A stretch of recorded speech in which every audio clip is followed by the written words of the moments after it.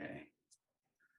Welcome all. My name's Stuart Wilson. I'm Executive Director of Personaland. We're an online global art village. So far, we've showcased over 550 artists from 55 countries. We have all sorts of art shows and other opportunities for you. Be sure to check us out, personaland.com. We're pleased to have Robert Bunkin, who will be giving us this wonderful lecture, Humor in Art. So I'll turn it over to Robert. Take it over, Robert. Okay, thanks, Stuart. Okay, so I just want to very quickly introduce myself and then also thank Danielle Musni and Dan Mahajaran, who helped me get this to you, whoever you are out there. So my name is Robert Bunkin. I'm a painter primarily, but I impersonate an art historian. And I've taught art history in different universities and schools and museums. And I've also been an art curator. So I have a very kind of broad interest in art history. And I've been giving public talks, mostly live. So this is kind of an experiment because this is actually the first time I've ever given a strictly Zoom presentation. So bear with me if anything gets a little bumpy, because this is the first time for me. But I have a kind of broad interest in art history, and I thought it would be really kind of fun to start with this talk that I've given before on humor in art. And I just want to say that, you know, that saying that when you have to explain a joke, it's not funny anymore. So unfortunately, I'm going to be doing a lot of explaining.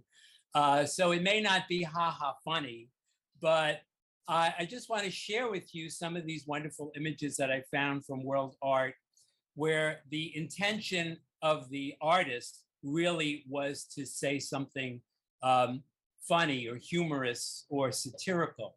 So the image that's behind the text that's on the title of the screen that you're seeing now, hopefully you're seeing it. Oh, I just want to say one other thing. If you want to make ask a question or make a comment, you can do it during the presentation. You just need to unmute yourself. So you should keep yourself muted unless you want to ask something or say something. The only thing I'll ask you is I have a lot of material to cover, so do it in moderation. Otherwise, I'll never be able to get through all the material that I've prepared to share for you. So with that in mind, I'm just going to say that the image that's behind the text here, the title, is a Japanese mask, and you'll see it a little bit later on in my presentation. Go ahead. I also wanted to dedicate this presentation to a dear friend who passed away recently. Chan Graham was a wonderful architect and graphic designer and a dear friend, and we miss him very much. So, and you can see his very sweet face in this photograph. That's not the funny part. Okay, so I'm starting with the oldest image, and there are probably humorous images that go even back before this, but I thought this was really kind of an interesting place to start. This is an Egyptian papyrus that's now in the British Museum, and it represents a kind of world upside down. So you see it as anthropomorphic images of animals. It's a little bit like those tacky paintings of dogs playing cards that you might have seen. So you have animals playing a board game, which is probably the board game of Senet, which is an ancient Egyptian game. And you see that all the way to the left side of the papyrus. So this is a papyrus scroll, and it's not entirely intact. You could see part of the image is missing. And then, you know, it was probably a much longer scroll that didn't entirely survive. But this section of it is kind of interesting. So you have an antelope or gazelle playing Senet with a lion. And you can see that the lion is winning the game because he's got this expression of triumph on his face. And it appears that we know that the lion is male because he has a mane, but the gazelle is probably a female.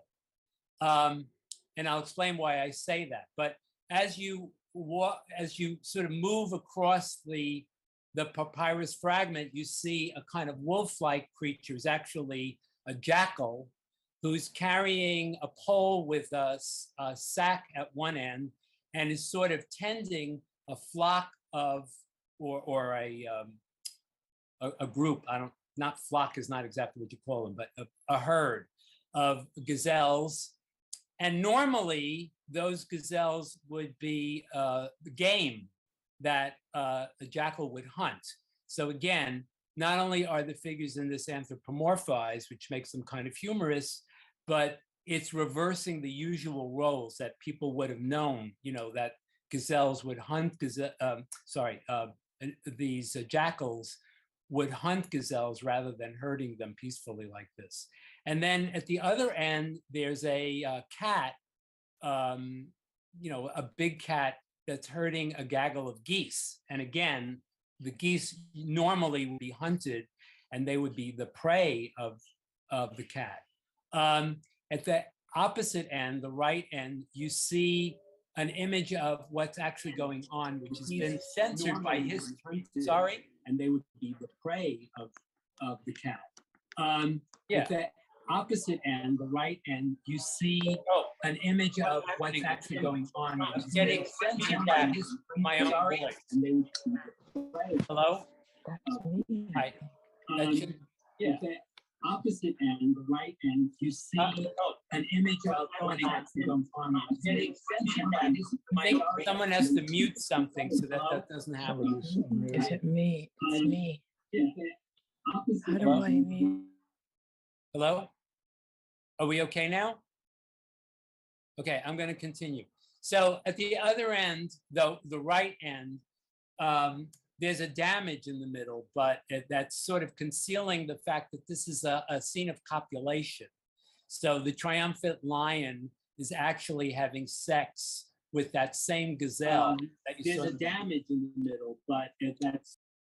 Oh, okay, I'm going to go to the next slide. And I hope that doesn't keep happening. Sorry about that, folks. Okay, so now we're in ancient Rome and Greece.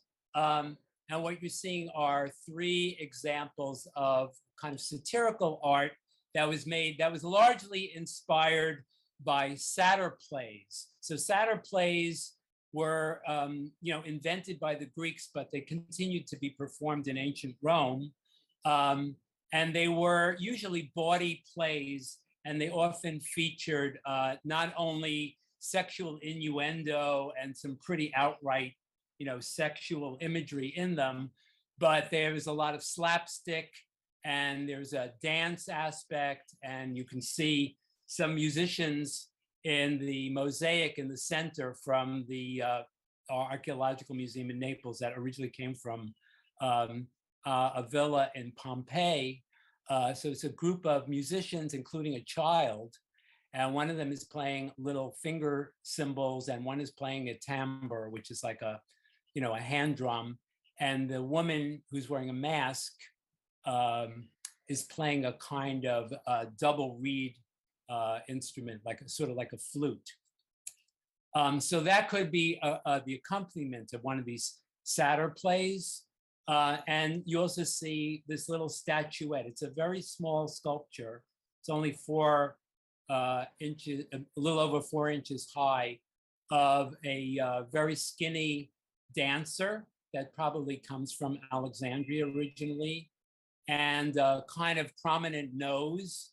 So again, the slight exaggeration of the feature and the physique was meant to represent a kind of humorous figure. And then a little sculpture that's in the Metropolitan Museum of Art's collection is a statuette of a satyr and a maenad. And maenads were like sort of minor nature deities, female nature deities. And satyrs were supposed to be very, very lustful.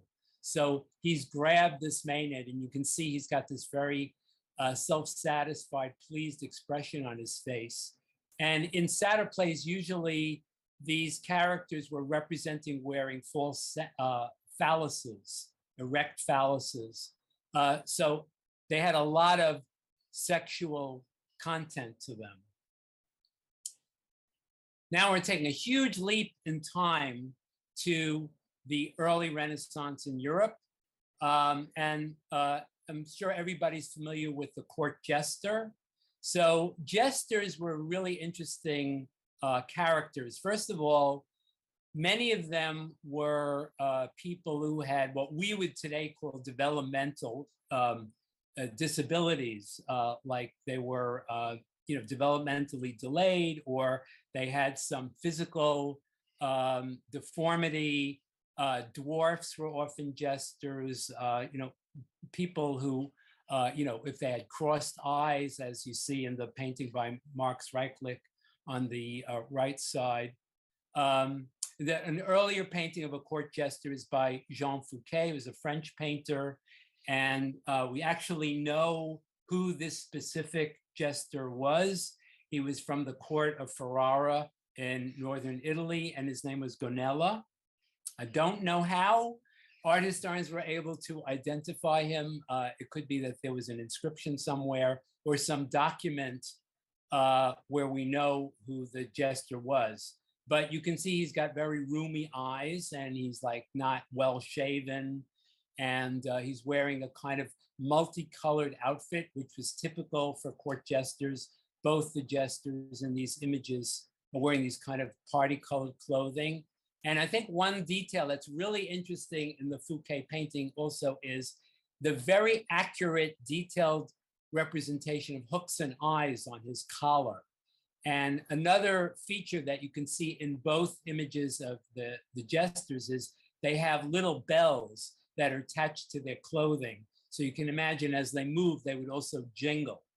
And the painting by Marx Reichlich, who is slightly later Tyrolean painter, who was active, in the area around, just like on the border between Italy and what is now Switzerland. So Reichlich, that area to this day still speaks a dialect of German. And in his painting, you could see that the jester is a man not only with crossed eyes, but he's eating a soft-boiled egg, and the yolk is dripping down his hand and down his face, and is on his teeth. And he's carrying a staff with a little image of a jester on it, and a little puppy is on his shoulder, and a medallion, which might have to do with the court that that particular jester belonged to. So this is a work by a contemporary of Marx Reichlich.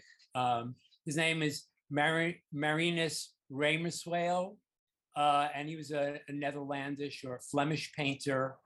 And the interesting thing about his work, even though this is said to come from his workshop, it's very, very close to other works that we know by Remerswael. And he had this fascination with sort of crinkly paper. So there's always lots of documents with these lead and wax seals on them, with ribbons. And you can also see these kind of weird headdresses, these hats that they're wearing that have these complicated sort of ribbon-like forms dangling from them. And he often represented money counters and tax gatherers like this. This was like a favorite subject matter of his. And I think he was meaning for it to be a satire on their avariciousness. So you can see one figure, a slightly younger male figure with a green headdress, who's sort of grasping towards the coins on the table, and then an older figure who looks to me like a woman, and I'm basing this on the hair of the figure, but it might also be a male figure, I'm not sure, who's entering information into an account book. And you have all these like IOUs and different promissory notes on a shelf in the background. And it's very kind of all these wrinkly, crinkly forms that, including the hands and the veins in the hands and the wrinkles in the faces. This is something that Remerswael, typically would include in his paintings. So I think most people would be familiar with the work of Hieronymus Bosch, another Flemish or Netherlandish painter. He came from a town called Herkenbach, which is now in the Netherlands. This is a rather small painting, but it was probably part of a larger triptych, a three-part painting. And this scene shows the death of the miser. So it's a kind of moralistic scene. And a lot of Bosch's paintings really came from folk tales and moralistic stories. And this one sort of is telling you what the fate of a miser is, especially if he's unrepentant. Because of his avarice, which was one of the cardinal sins, the sin of avarice or greed, he's on his deathbed, and you see his soul basically is being fought over between an angel and a devil who's sort of peering over the edge of the canopy of his bed. And he's got a kind of a staff with some brimstone dangling from it. You see the possibility of salvation. If you look up at the ceiling, there's a Gothic window with an image of the crucified Christ with rays of light coming down toward the dying man. But then there's the figure of death coming through the door with an arrow that's poised, about to kind of do the coup de grace that would end the miser's life. And then you see little imps and demons. One of them is crawling under the bed through the curtains of the canopy, holding a sack of money.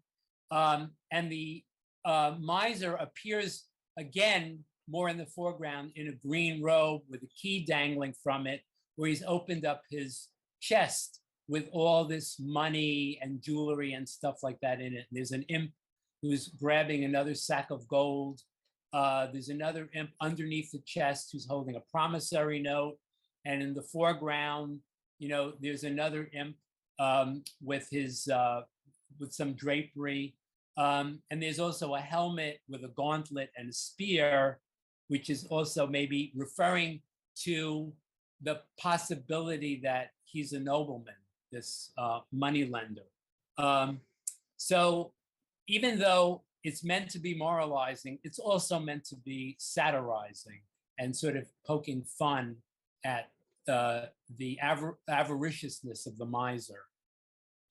And And a little bit later on, like a generation after, another great artist from the Netherlands, who was very influenced by Hieronymus Bosch, was Peter Bruegel the Elder. And most people who know his work really associate him with images of peasant life. So this particular work is from a series of paintings that represented life in the countryside from the different seasons. And this particular painting is now in the Metropolitan Museum of Art in New York, The Harvesters. And, it shows, typical of Bruegel, it shows all this kind of activity in one view. And it's not just meant to be funny, but it is amusing. If you study the expressions, like the guy who's fallen asleep under the tree, we can imagine he's sort of slobbering a little bit and snoring. You can also see that people are enjoying their midday meal or lunch with milk and bread, and that they're really sort of snarfing down their food. Meanwhile, other people are busy still working. Women are gathering wheat, and men are cutting the wheat in the foreground. There's all kinds of stuff going way, way back into the distance. You can see a hay wagon. You can see kids who are naked swimming in a pond. And then even beyond that, you can see a village. And beyond that, you can see a harbor scene. So I think one of the things that makes Bruegel so unique is that he really includes so much in his paintings. And to use a more contemporary word, he really deals with the idea of simultaneity, which is all these activities going on at once. We become aware of the simultaneous activities of in a way, the world. Of course, he couldn't show the entire globe, but he gives us such a vista into the deep space, and it's done so convincingly that we become aware of just all these activities going on all at once. And another work by him that's also in the Metropolitan Museum of Art is this very rare pen and black brown ink drawing on a carved block that was meant to be turned into a wood block engraving, a wood engraving. So it would have been used to make prints, but apparently it was never finished. It's dated to 1566, which is just 3 years before the artist died. So the Met conjecture, by the Met, I mean the Metropolitan Museum of Art, conjectures that it is very possible that he started to have the work cut, the drawing that he made cut, but he passed away and it was never actually finished and therefore was never actually printed. But the image that it shows is based on a Shrovetide play. So Shrovetide was the period just before Lent. We think of like Carnival. So Carnival is the conclusion of the Shrovetide period. And it's usually a period in Christian countries where you're allowed to really let your hair go loose, and there's a lot of drinking and partying. You know, Carnival in Brazil is a big thing. And it used to be this time when people can really sort of let loose and be funny and bawdy and drink and eat to excess in preparation for Lent, when they'd have to give all those pleasures up. So this play was a Lenten play, The Wedding of Mopsus and Nisa, also known as The Dirty Bride. And usually these plays had a lot of, again, very bawdy content. It was actually inspired by a story that was authored by a Latin poet, back in ancient Rome, pre-Christian Rome. So it has a long history, but it was adapted over time, and it was very popular, this particular play, at Shrovetide in the Netherlands. Okay, so this is another painting that, I have to say that I don't know how far we're going out in this broadcast, but my home art museum is the Metropolitan Museum of Art, because I live here in New York City and I go to the Metropolitan very often. So all the works that I'm showing you that are from the Met, I have seen in life. And I would say that following this, if you're so inspired, you might want to make a trip to the Met to see some of these wonderful works of art. This painting is by a Venetian Renaissance painter named Lorenzo Lotto, who is a contemporary of Titian. So I'm assuming most people know who Titian was, but many people probably don't know who Lorenzo Lotto was.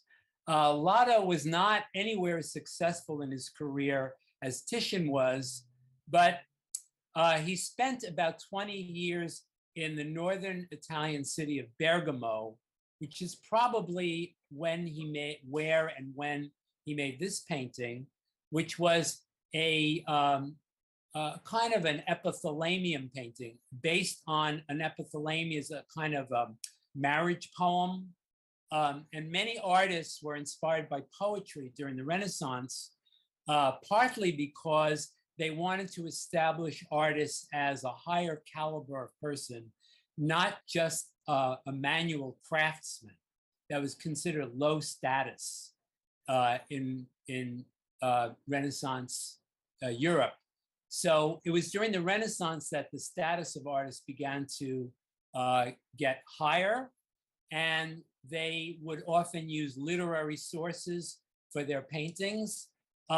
It hasn't been established exactly what literary source Lotto could have used for this, but clearly he meant this to be humorous and lighthearted. So the bride is being represented as Venus, She's got this elaborate jewel encrusted tiara on her head, and she's got a jewel drop earring that she's wearing in one ear. She's also got a triton that's hanging over her, the seashell, which also indicates it's Venus, because Venus is supposed to have been born from the sea.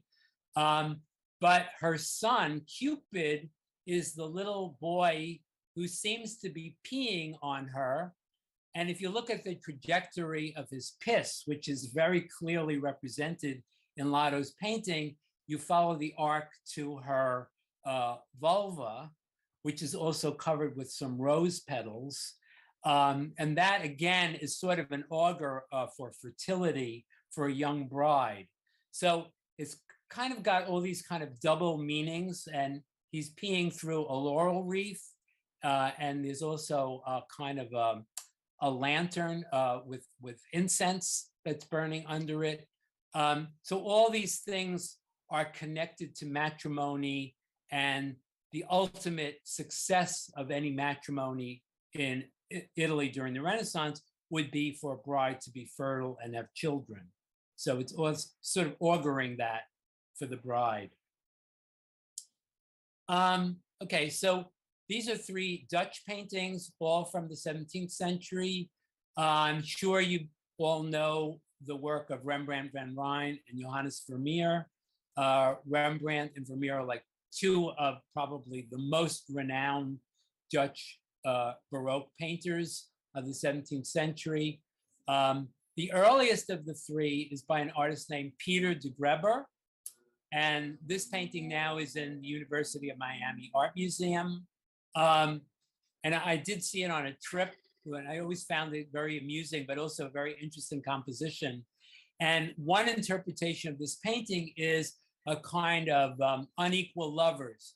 The older woman is grabbing the younger man who is believed to be her lover, but also it's been interpreted that the young man is a thief and he's trying to run off with some of the older woman's treasures that he's holding under his arm, that red and black textile, which also might have a chest of coins underneath it that he's trying to conceal.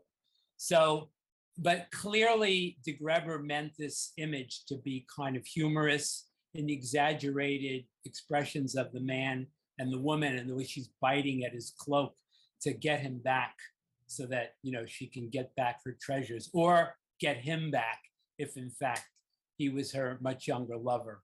The Rembrandt is a kind of funny interpretation of a fairly serious escapade between Jupiter and this boy named Ganymede. And Ganymede traditionally in, let's say, Greek and Roman art, and even a lot of Renaissance and Baroque art, is represented as a very handsome youth. And apparently Jupiter, who is all-seeing, saw this beautiful young boy, and he basically had the hots for him. So he kidnapped him by turning himself into an eagle. But in Rembrandt's version of this, Ganymede is this kind of puling infant. And we see that he's so upset that not only is he bawling, you know, crying, but he's also urinating. And if you look carefully, you'll see very clearly that Rembrandt represents the little boy urinating as this eagle, which is the form that Jupiter has taken, is carrying him off into Olympus. And eventually what Ganymede became was Jupiter's or Zeus's cupbearer. So you often see him in images of Olympus next to Jupiter, sometimes very cozily next to Jupiter, holding a goblet, offering, you know, Jupiter his wine. The third image here, which is the last of the 3, is by Johannes Vermeer, and it's featured now in a big Vermeer retrospective that's in the Rijksmuseum in Amsterdam, but normally it's in the collection of the Herzog Anton Ulrich Museum in Braunschweig, Germany. Painting, because art historians generally ignored it and thought it was like one of Vermeer's most tasteless paintings because they didn't like the expression of the girl in the painting. It's one of the few paintings where the young woman, there's almost always a young woman in Vermeer's paintings, but she almost never is confronting the viewer. In this painting, she's not only confronting the viewer, in other words, looking out of the painting, but she's got this kind of goofy expression on her face. And you can see that she's being offered a glass of white wine by this older man. And this is clearly meant to be understood as an image of seduction. And he's obviously hoping to get her drunk enough so that he can seduce her and have his way with her. In the background, Vermeer puts this kind of very quiet image of a man seated at a table with a wine jug and some fruit on the table. And then above him is a very proper looking, kind of prim 17th century portrait of a man with an elaborate collar. And there's an open window which has a kind of device on it, which also refers to the scene that's in the painting, the scene of seduction. And seduction and images in brothels and things like that were very commonly represented in Dutch 17th century paintings. So they weren't as prim as all that. So these are two paintings by another Dutch 17th century Baroque painter, Frans Hals, who I guess after Rembrandt is considered one of the really great portrait painters of the time. But he also did these genre scenes, and he really enjoyed kind of images of drunkenness, of, again, Shrovetide merriment. That also applies to these images. So the guy who is clearly what was then called a mulatto, a mixed race guy, was the model for several versions of this character named Pickle Herring.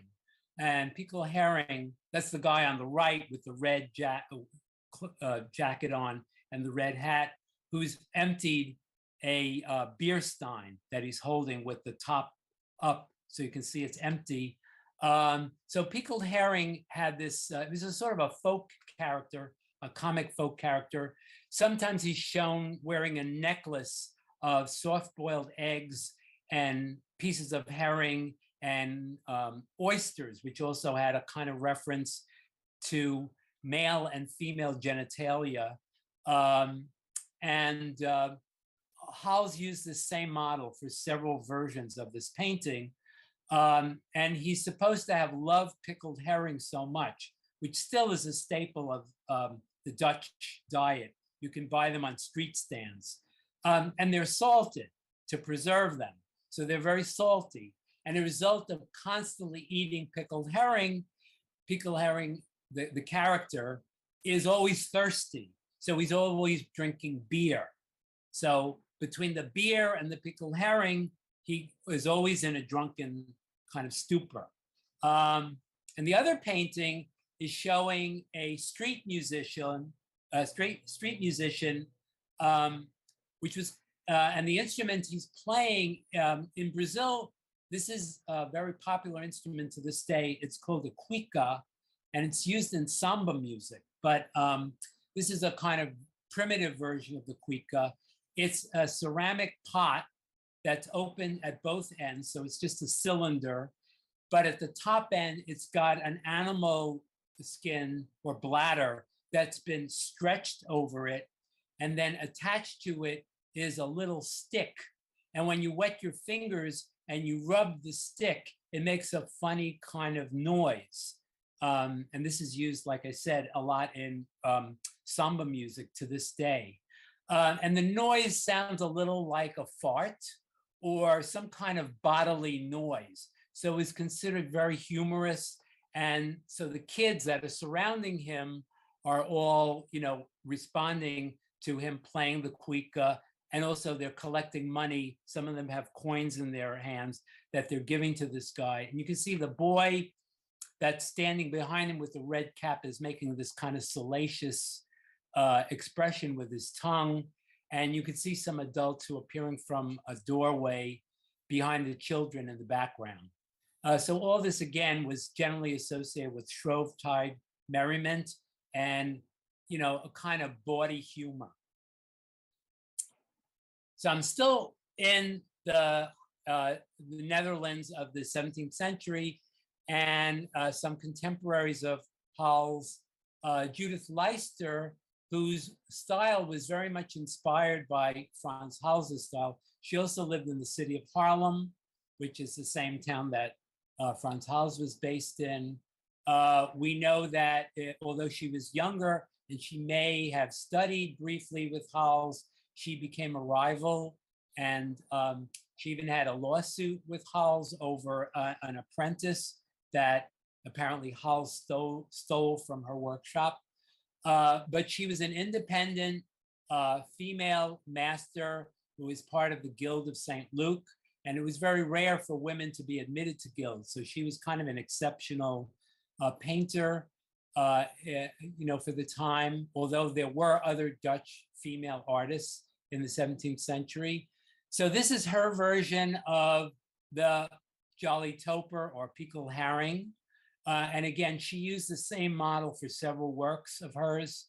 And then this is a self-portrait, but I also want to point out, I hope it's not being blocked by my image on the edge of the screen, but you can see that she's in the process of painting a picture of a merry violinist on her easel.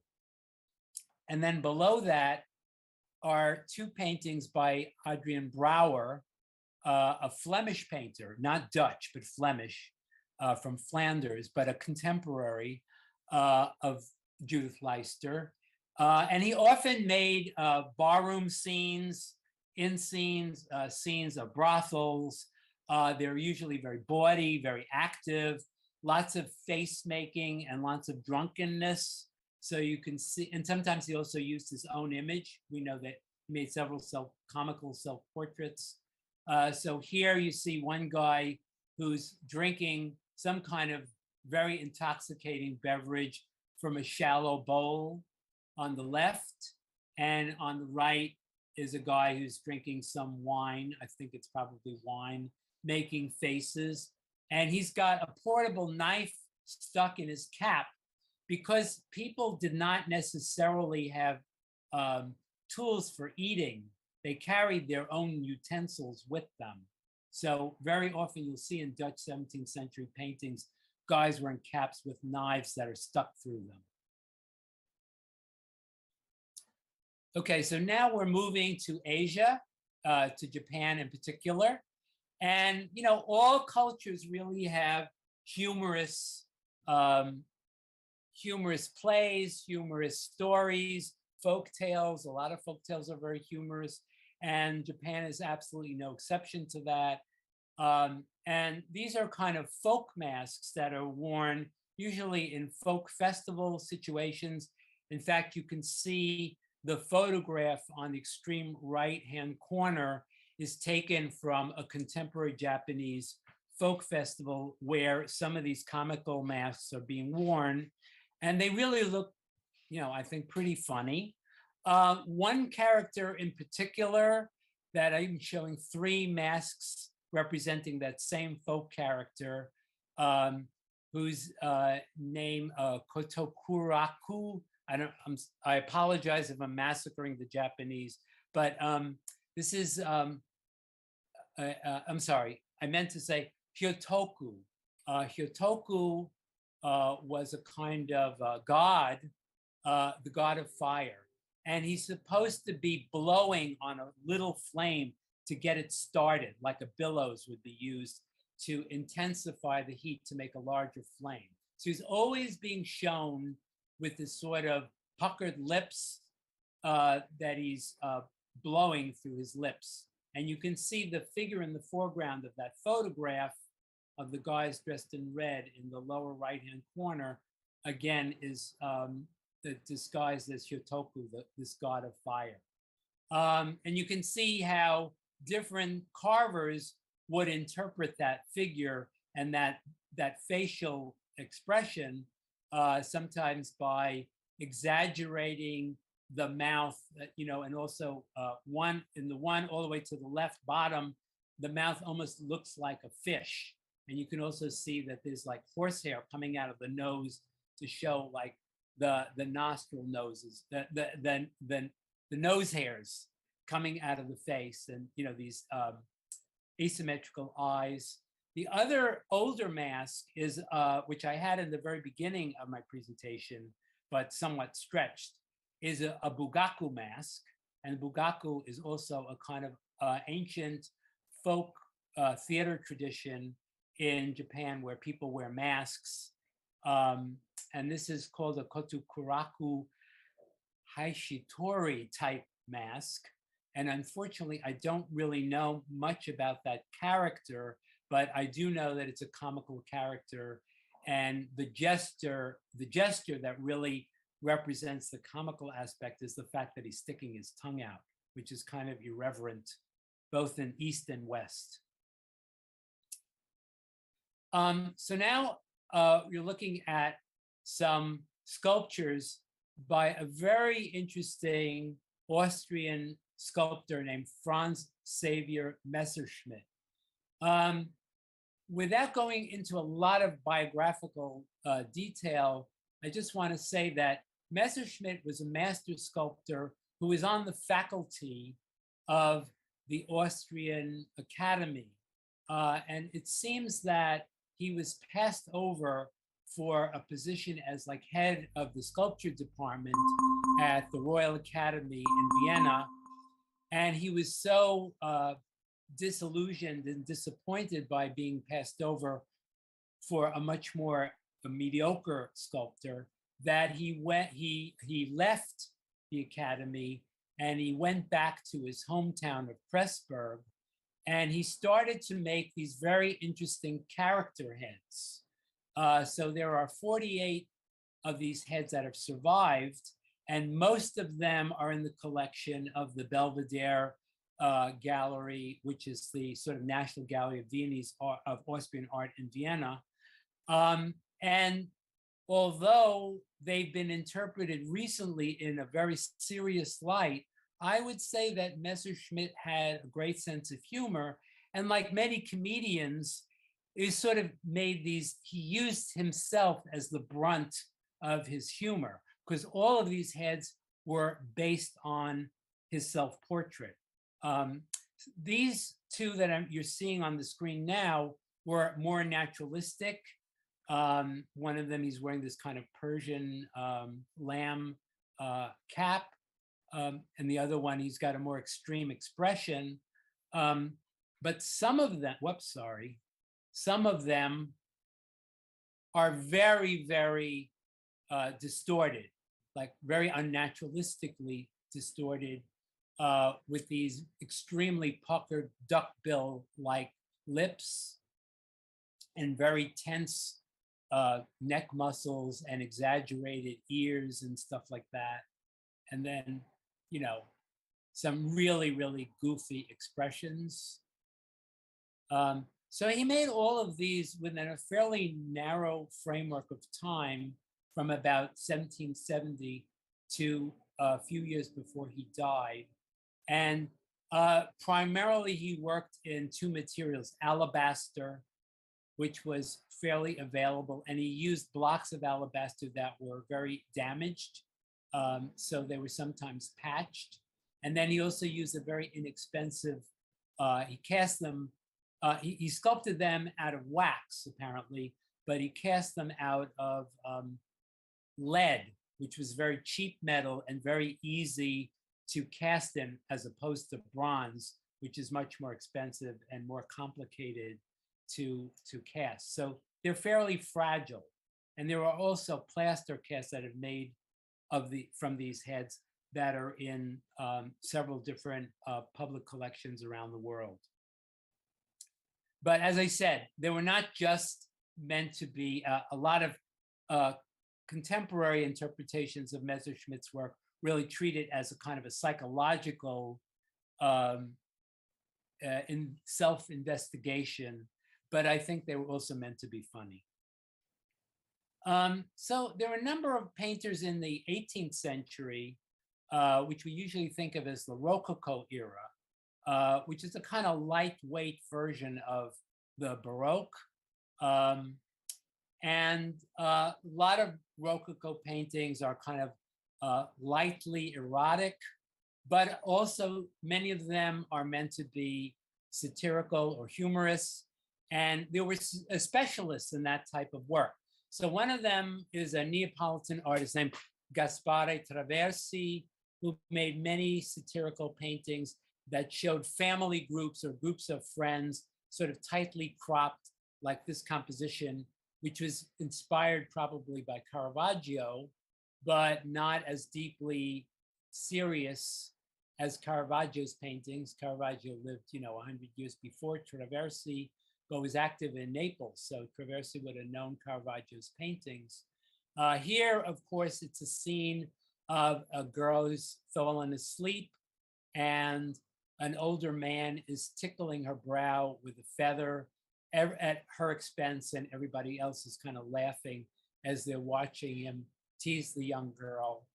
And the other painter, Pietro Longhi, was based in Venice, and he sort of made these doll-like figures representing the sort of foibles and adventures of wealthy Venetian people, especially during the Carnival period.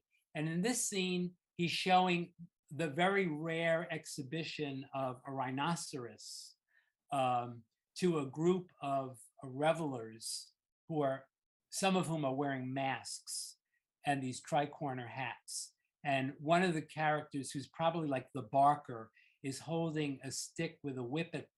He's holding this kind of whip, and he's also holding a rhinoceros horn to kind of show, what the rhinoceros, because it seems like this rhinoceros has been dehorned, and it might be that very rhinoceros's horn that he's displaying. And of course, that would also make the rhinoceros safer because it couldn't maul anybody. He's just chomping peacefully on some hay. Another artist that lived at the same period is a British painter named William Hogarth. And Hogarth was particularly known for his satirical paintings. And he also made a living by having his paintings engraved and selling his engravings. In fact, his work was responsible for one of the first copyright laws in history in England, because he wanted his engravings, which were being forged and sold at cheaper prices. So he wanted them to have some legal protection so that, he would sort of corner the market on his own work. This painting was really interesting because it actually represents a scene from an actual event in his life. He took a boat to France, and he had to go through customs in Calais, which you can still do if you take the boat across the channel to Calais. And you see the gate of Calais in the harbor, and in the foreground, there's a guy who's sort of struggling under the weight of a side of beef. And this was like the source of pride for England, that they had this great beef that was, turned into roast beef. And you could see this kind of gluttonous monk who's got his hand on his chest, who looks like he's pawing the meat in anticipation of this wonderful meal that he's going to have. Behind this guy who's burdened with the side of beef are a group of soldiers that have bayonets on their muskets, and they're very almost cadaverously skinny, and they're eyeing this meat like it's some kind of absolute treasure, and they're eating soup which they're dripping on the ground because they've been so distracted by this delicious looking side of beef. In the foreground, sort of in the shadows under the gate, is a Scotsman who looks like he's chained to the wall. So he might have been arrested for some offense. And you could see beside him is an onion and some piece of maybe a piece of fish on the ground. And on the other side in the shadows is a group of nuns who are hawking fruits and vegetables and some fish and a skate, which is a ray fish that's sort of leaning against the women's legs. So if you go right behind them, you see a little self-portrait of William Hogarth himself, who's sketching. And if you look very carefully at his shoulder, you'll see that there's a hand reaching out to grab his shoulder. And there's also this kind of halberd, this kind of a weapon that's appearing just above his hat. That's because when Hogarth went to Calais, he got arrested as an English spy because he was doing sketches and it was forbidden for anyone to record the appearance of the harbor.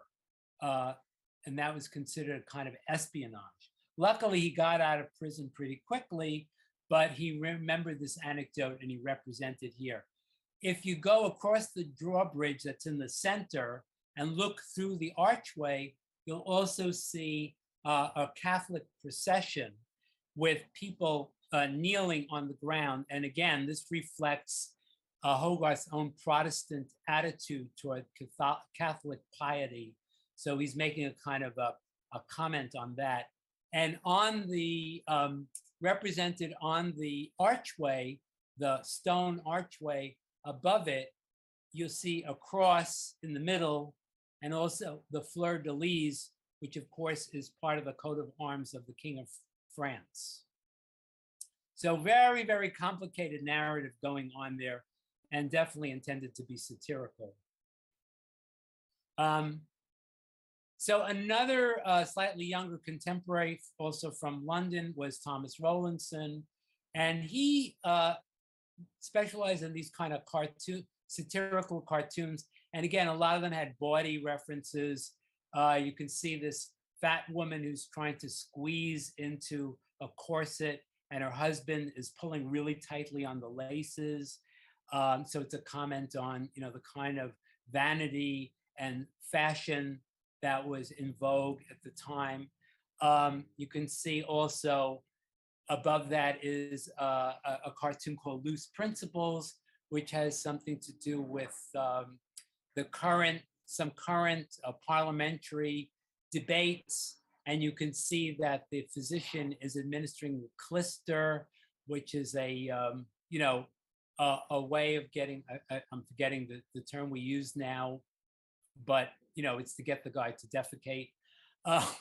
So a lot of very down-to-earth humor here. The guy's reaching into the chamber pot on the other side, and the text is all referring to a specific controversy that Rowlandson is commenting on in this cartoon.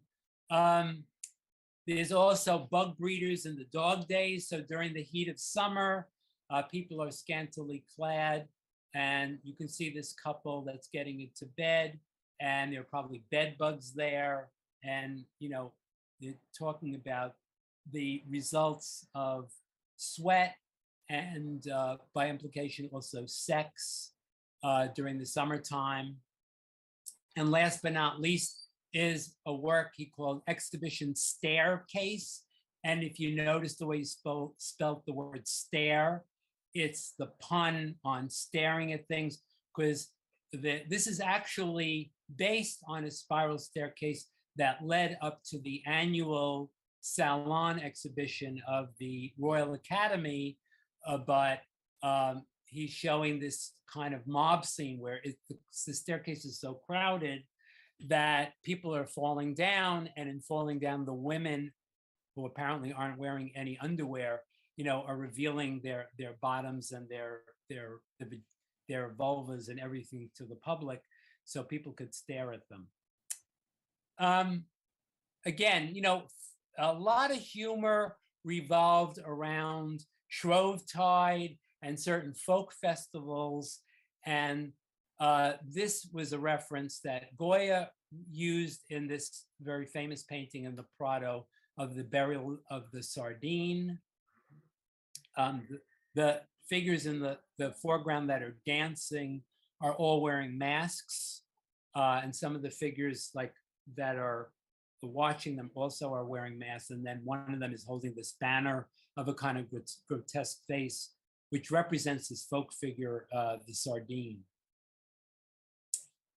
So like I said, when we looked at the Messerschmitt sculptured self-portraits, a lot of humor is based on self-deprecation and self-mockery and things like that.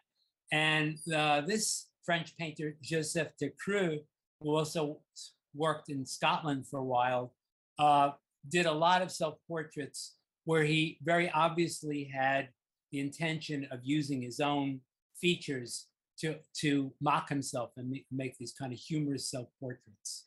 So here we see him, on the left with traits of a mocker, where he's like confronting the viewer and sort of pointing a finger at them and sort of, making fun of them. And then the other one where he's yawning. Sort of indecorous image of himself. And slightly later, French artists who did similar things. He made lots and lots of self-portraits and humorous portraits of friends, was Louise Leopold Boilly. There's an interesting trompe-l'oeil, which means fool your eye, painting from his circle. Some people have thought that this might be a self-portrait. That's the image I'm talking about on the upper left-hand side, where it appears like the man's head is pierced through a piece of paper.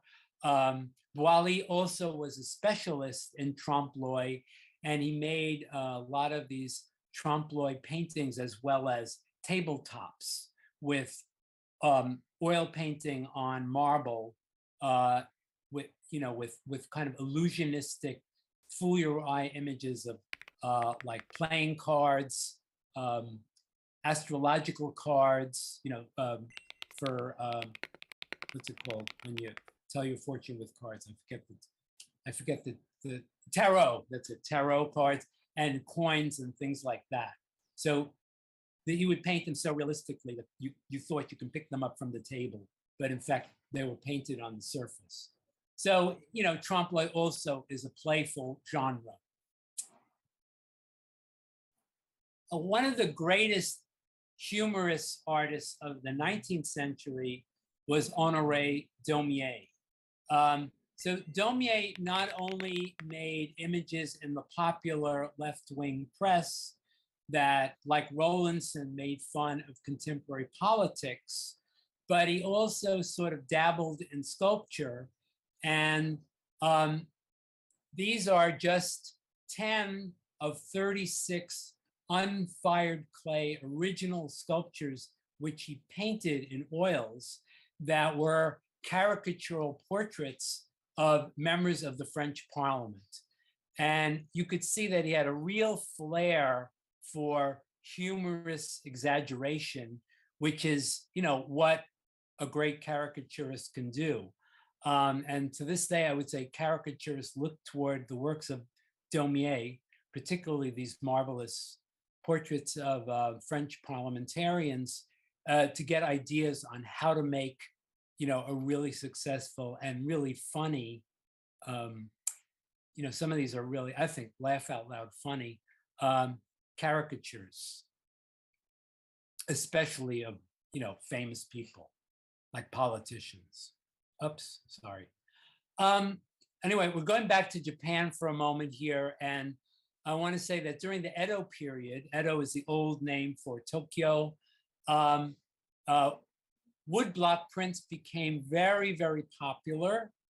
The whole genre of prints, you may know, is called ukiyo-e, which was scenes of the floating world.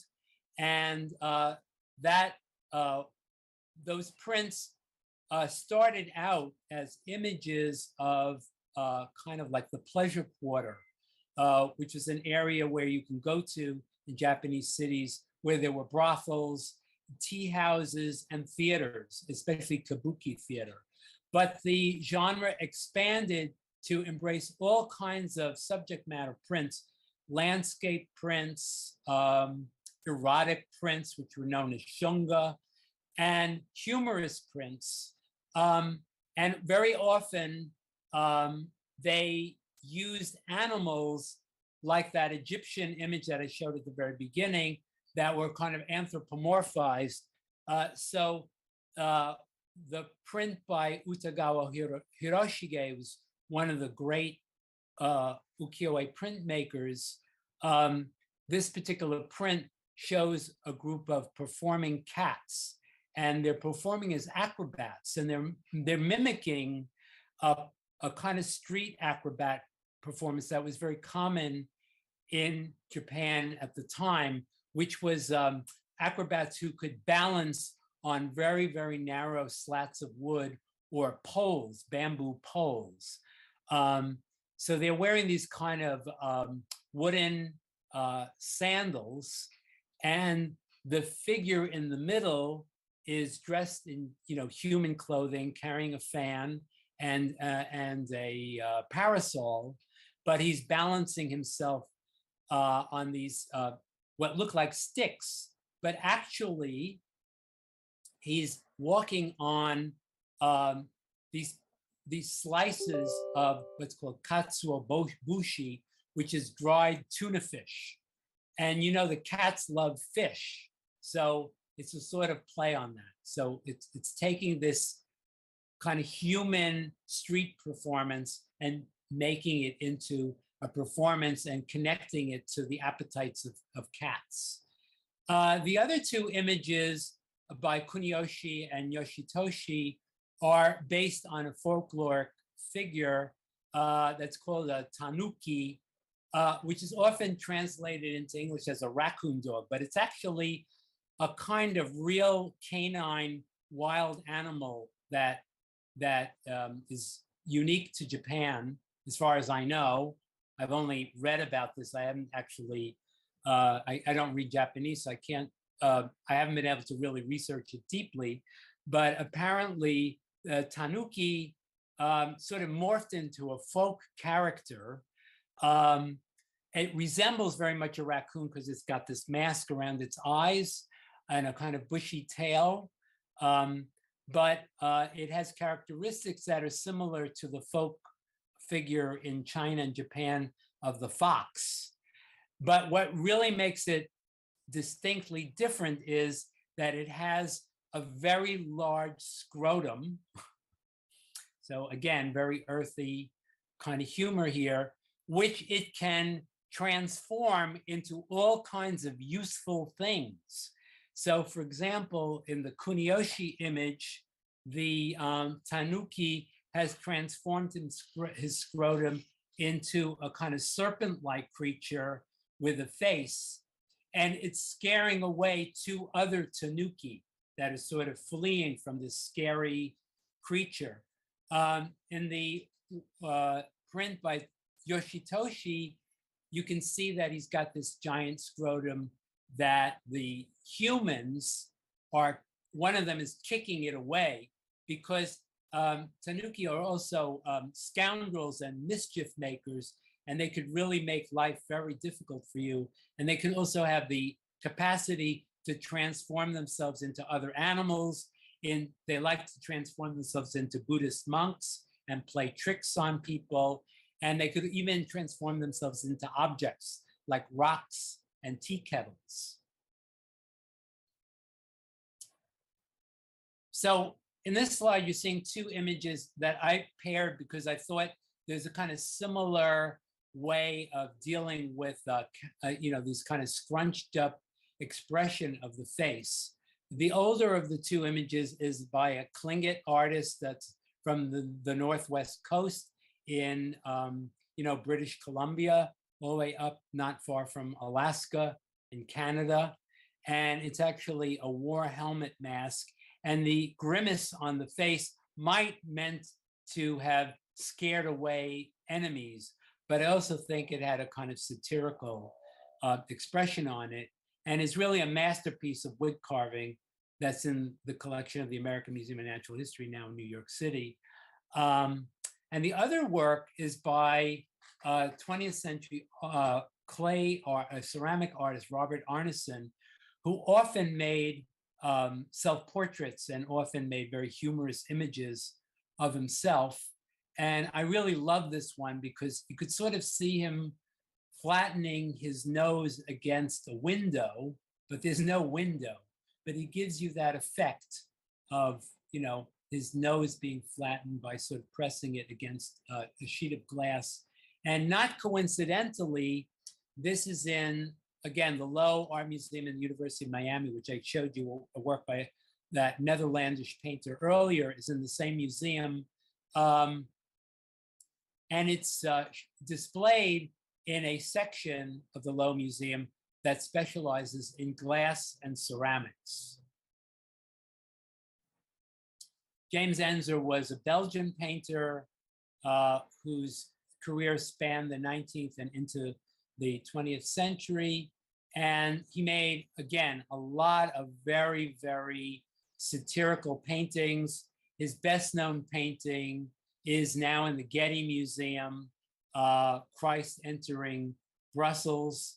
And he's sort of imagining what it would be like for Christ in the late 19th century to come into the city of Brussels. But in this painting, which is a less known work, The Frightful Musicians, we can just imagine these, again, anthropomorphized animals making all kinds of really a cacophony with these instruments. I also want to say that Ensor lived in Ostend, and his parents' business was a curio shop. And for a long time, he lived over that curio shop.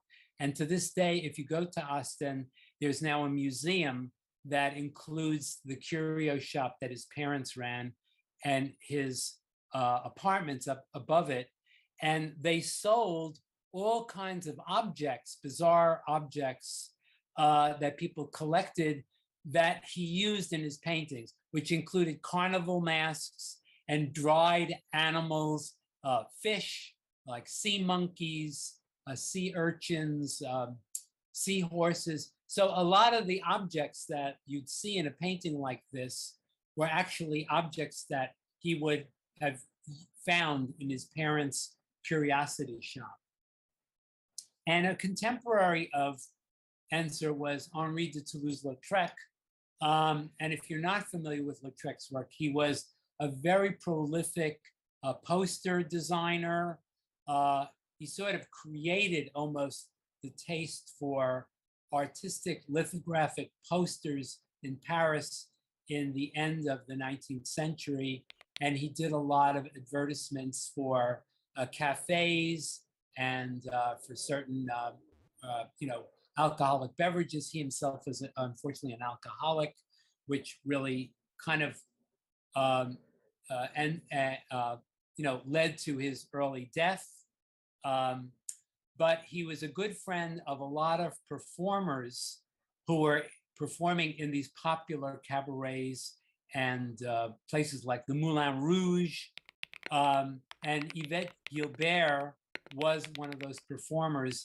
And he often made these sort of very caricatural images of her, which he did not particularly like.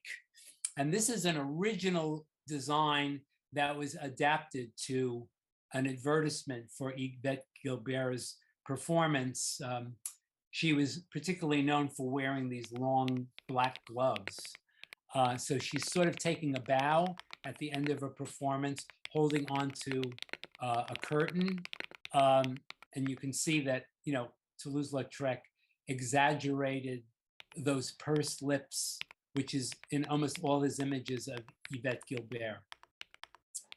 Let's see, I'm going to check the time. Okay, we're getting there. So this is, again, work by a graphic artist who was a contemporary of Lautrec.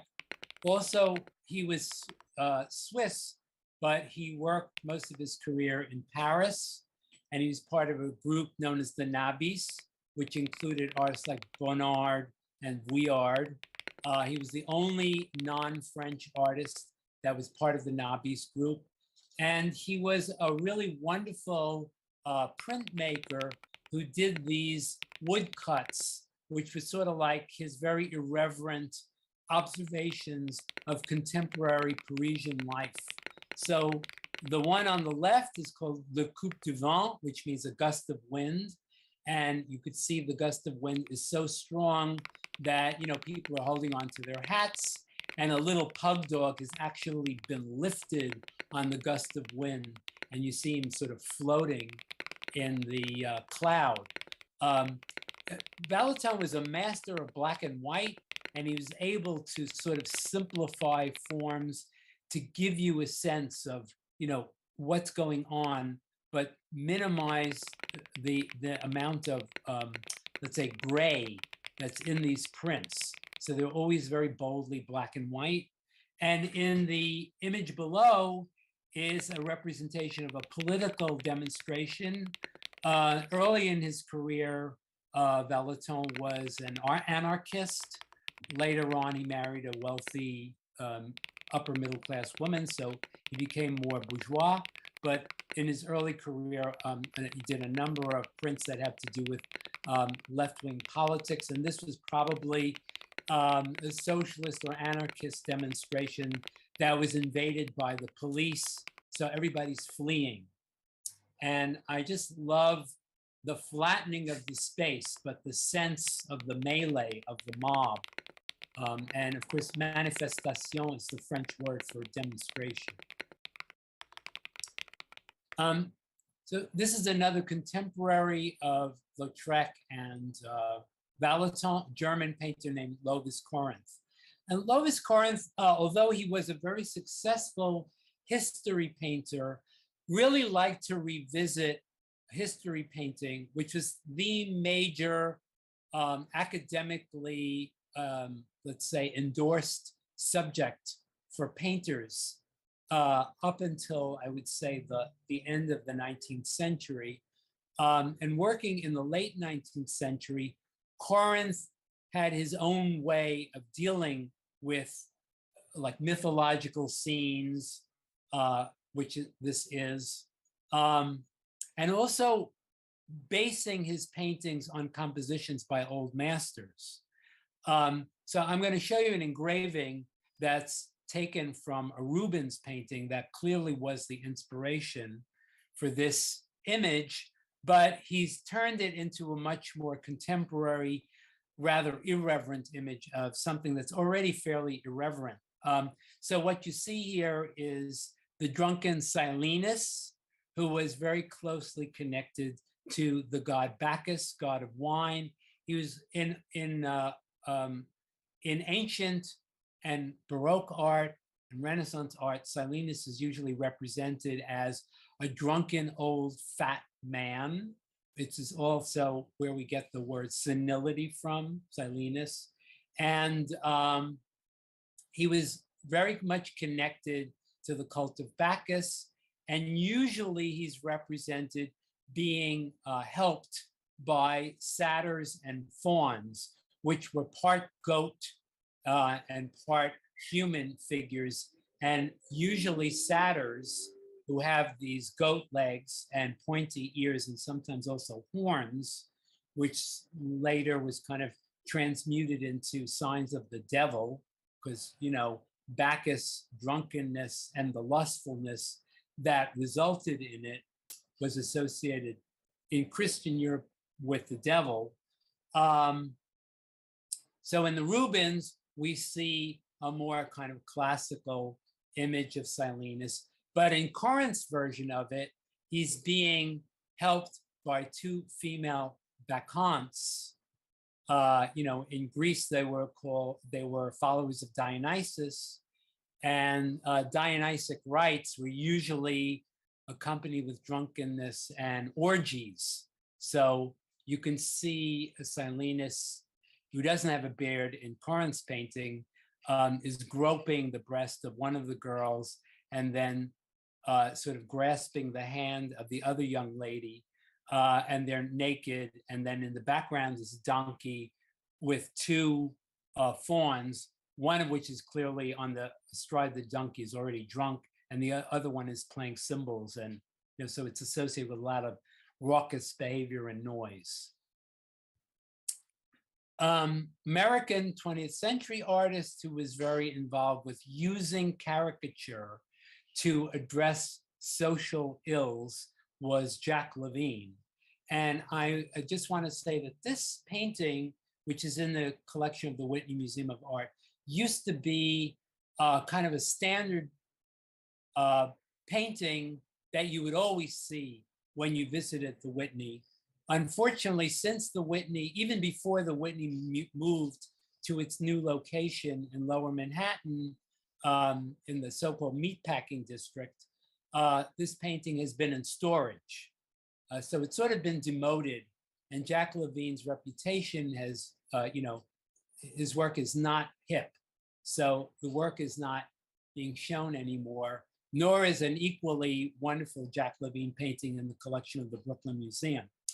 But usually Levine's work is about some kind of social ill, and he's usually addressing either the privileges of the upper class or of politicians, the well-connected, the military, and in this case, he's showing this kind of sort of overdone gangster funeral.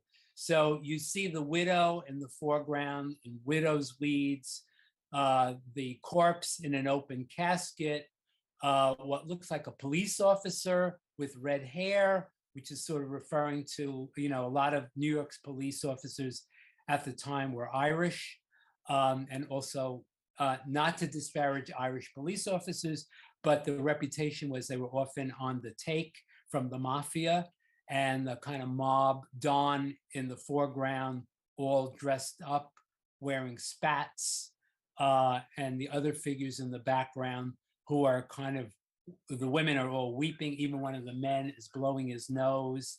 And you could see all these figures are kind of rotund and have big heads for small bodies, which is often a device in caricature. An artist who actually had a career as a cartoonist, and possibly one of the most prominent cartoonists in the early 20th century, was George Harriman. And if anybody knows George Harriman at all, they know him as the author of a character called Crazy Cat. And this is a self-portrait, an ink self-portrait, done in his very inimitable style. His work was syndicated, very widely available, and even in his lifetime was turned into animated cartoons. And then there was a second sort of life to Crazy Cat in the 60s, I think. Some animators, King Features animators, started to make new Crazy Cat cartoons long after Harriman had died. But his work was very, very popular and extraordinarily inventive. In fact, we know that Harriman was originally from New Orleans, and he was of mixed race, but he passed as white. And biographers say that he always wore a hat because he didn't want his kind of nappy hair to show out that might betray the fact that he's mixed race, because in racist America, anybody with even a drop of African blood would be seen as a Black man and, could face discrimination. So he worked in the North, and, he passed as a white man. And he was, in fact, from photographs I've seen of him, very light-skinned. But he really was the genius inventor of a whole new way of making the comic strip, because he did things where, for example, the background scenery would change from cell to cell, and he had this kind of love triangle that was rather absurd. So Crazy Cat was sometimes referred to as he, and sometimes referred to as she. He was infatuated with Ignaz Mouse, who's the character on top of Herman's hat, who's always throwing bricks at Crazy Cat. And Crazy Cat thinks that that's the way in which Ignaz expressed his love. On the other hand, there was a dog, Officer Pup, who was a policeman who was infatuated with Crazy Cat and always running after Ignaz and arresting him. And almost always at the conclusion of a comic strip, Ignaz would end up in a jail cell in a place called Coconino County, which was roughly inspired by Arizona desert landscape. But like I said, like all the palm trees would be in plots, and the landscape, it would change from day to night, from cell to cell, and also the entire landscape would change. And sometimes Herman also would make the action from one cell bleed into another one, sometimes even going all the way from one end of the comic strip to the other. Like one time there was a ink dripping from the beginning of the comic strip, and it drips all the way across the comic, all the way to the very last cell in the comic strip. So incredibly inventive. And the bird was a kind of secondary character that appeared a lot in Crazy Cat. Another very, very popular cartoonist was Rube Goldberg. But Rube Goldberg had a very specific shtick. That was that he created these ridiculous machines. So he was sort of like a popular Dada artist, because you could see even in the self-portrait that I've included here, sorry if you hear a siren in the background, I live right near the West Side Highway, so the joke is on us. But anyway, he's made a little self-portrait here where he's on radio and he's cranking up this robot, which is one of his bizarre machines. But what he was really known for was the kind of ridiculous machines that you see in the comic below that. And it always would feature instructions on how to use this machine. So I know we're kind of short on time, but I just want to say that, you know, the idea here is a quote unquote simple way to take your own picture. Now, of course, everybody's taking selfies, and this is like a primitive version of the selfie. So the guy in the chair is going to release this whole mechanism. If you follow the instructions that's written to the left of the image, you'd see how ridiculous this is and how complicated and almost Baroque it is to just to flick the trigger on the camera to take this guy's picture. So, you know, we don't have time to go through all that, but check out Rube Goldberg if you don't already know him, and you'll see a lot of really wonderful and very funny machines like this. Another cartoonist who's still working today, and many of you may know him from like Mr. Natural, and forgetting the name of the cat, but like Keep on Truckin' was a motto that he developed. Robert Crumb was very active in underground comics in the 60s and 70s. And eventually he married another cartoonist, Aileen Kaminsky, who recently passed away. And they did a lot of collaborative comics together. That's her self-portrait in the image on the upper right of the slide here. So that's his self-portrait from 1989. And it's a wonderful likeness of him. He's a very skinny and kind of frumpy dresser. And I love the way he's looking at us and saying, so? And then the collaborative comic from 2015, where he's making a commentary on the Dutch cartoonist who was murdered by some Islamic extremists. You know, it's Aileen who's commenting, oh my God, in her thick Long Island accent. Your comic is worse than Charlie Hebdo's. You're going to come after us. Hey, I want to live to see my grandchildren grow up. Anyway, they do have grandchildren. And, he says, nah, like, don't worry about it. And there's the comment by him, faithful wife clinging to life, who's like horrified at the comic strip that her husband, Robert Crumb, made. Anyway, it's a quick memoriam to Aileen Kaminsky Crumb, who died last year.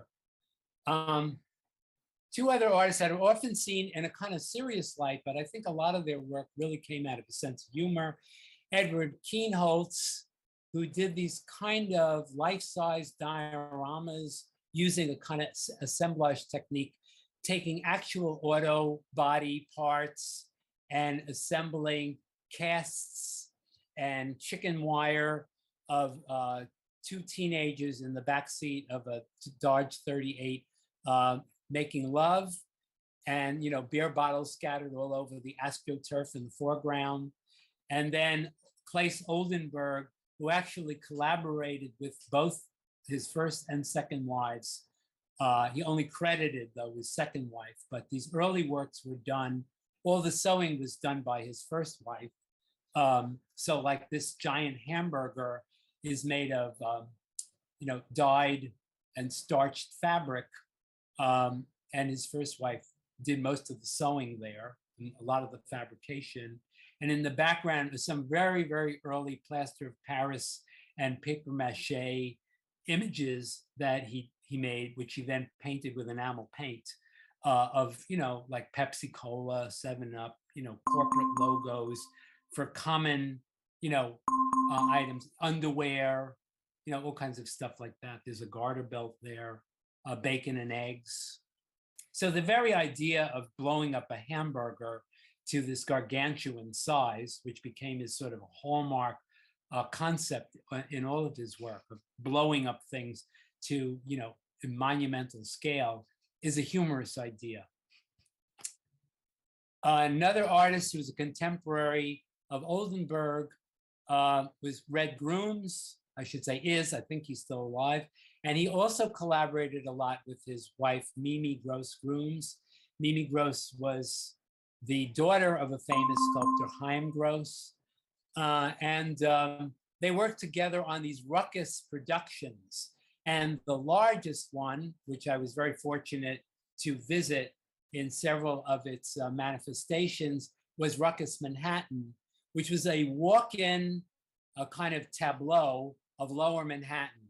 And in the beginning, you could see he represented Manhattan Harbor with the Staten Island Ferry, the Statue of Liberty that's wearing these red platform shoes, the Twin Towers, which was still around at the time. In fact, this installation was in an unfinished office building very close to the Twin Towers.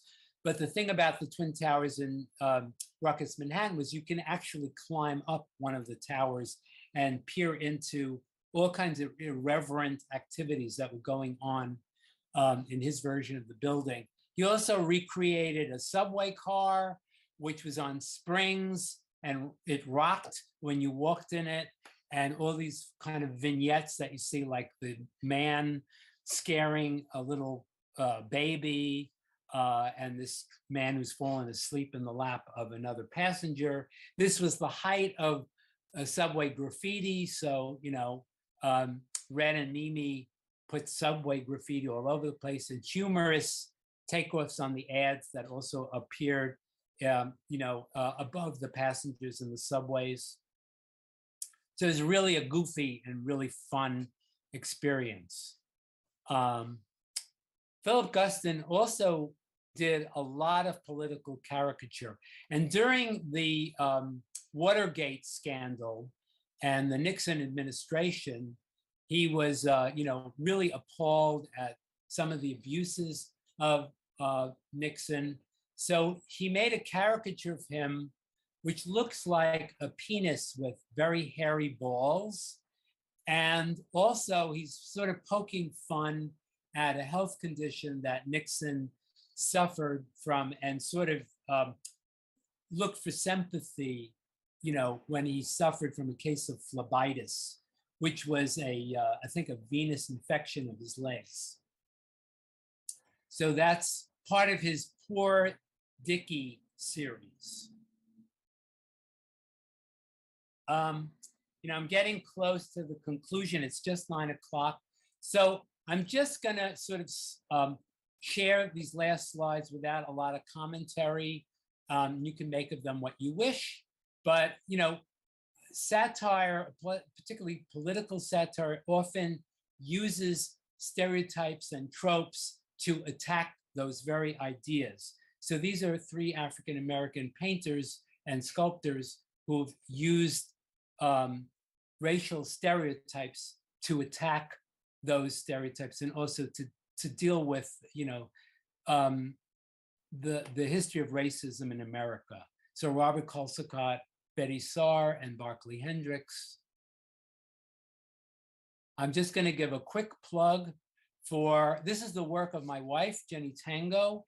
And I want to mention that she's going to be in a group exhibition at Salon Zurcher called 11 Women of Spirit from May 15th to May 21st, only a week, but it's going to be a group of 11 women artists in that show. And the portraits from the Smile series that I'm showing you here will be featured in that exhibition.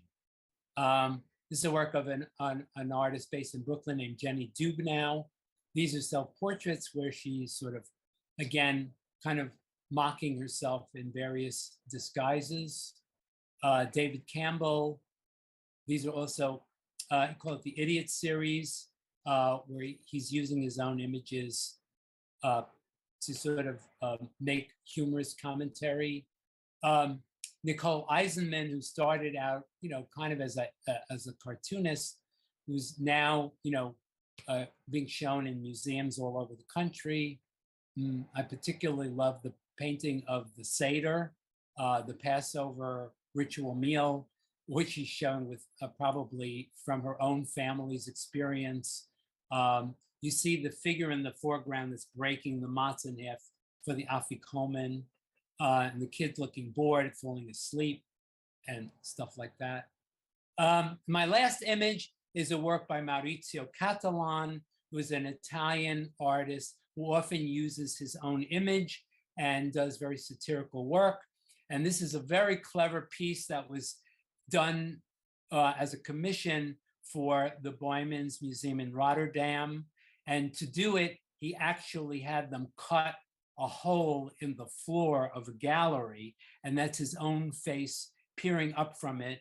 This is a kind of a surprising image, but the museum must have realized that that's kind of dangerous to have a gaping hole in the gallery floor, plus the sculpture itself, which is, fairly fragile, could be kicked by someone inadvertently. So they put this glass box around it, but this is how it was originally intended to be seen.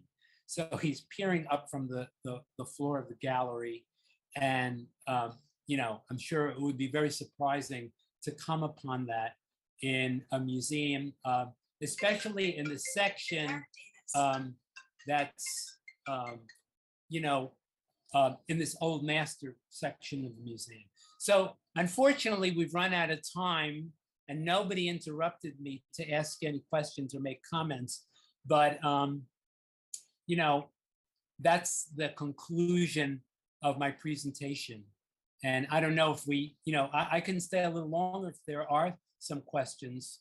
I don't know, Stuart, if you want to put your 2 cents in about that. Well, I'm good with that. Okay. I want to thank Robert for giving this wonderful talk about humor. I won't see some of this art will be different for me for the future, and there were some artists I didn't know about. So I want to thank you, and I want to thank Dan and Danielle for their help as well in terms of putting it together. But I'll turn it back over to Robert. If anyone has any questions, you could unmute yourself and ask those questions now. Just unmute, don't use chat. Just speak. I was just, I was looking at the Red Rooms, and Red Rooms has the Tuts Fever Palace at the Museum of the Moving Image, which is a a small movie theater that shows short movies. Oh, yeah, so you can actually see that now. Yeah, Okay, great. That's a good tip. Anybody else have anything to say, questions or comments? Like where you can see some of these artists' works besides the places that I've shown you? So there was a big exhibition at the Guggenheim of Maurizio Cattelan a few years ago, but I don't know that there's any of his work on display now at least in New York City. Anybody else have anything to say? Okay, so from the silence, I'm assuming that we've had enough. And thank you for your patience and sitting through the whole thing. And, I hope in the future we'll be able to do more of these and we'll have more of a chance to have some interaction. Okay, so I'm going to sign off now.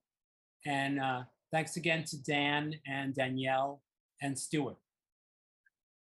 Okay. Thank you, Robert. Take care. thank Bye-bye. you. Check out our Persona Land, please. Thank you.